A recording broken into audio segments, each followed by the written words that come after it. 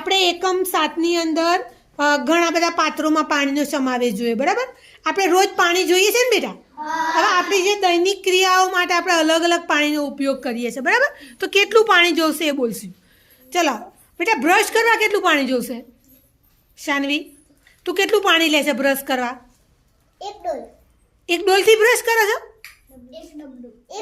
એટલું બધું પાણી લેતી હોય તો પાણી બગાડવાનું નહીં. કેટલું પાણી જોઈએ ભાઈ? હા. ચલો શીતલબેન, નાહવા માટે કેટલું પાણી જોઈએ બેટા? એક ડોલથી નાય છે. ચલો ભાઈ, કપડાં ધોવા હોય તો કેટલું પાણી જોઈએ? બહુ બધા કપડાં હોય તો 3 ડોલ જોઈએ. ચલો ભાઈ, ચા બનાવી હોય તમારે 4 જણની તો કેટલું પાણી મૂકો તમે? તપેલી કેટલું પાણી મૂકો? થોડુંક મૂકો.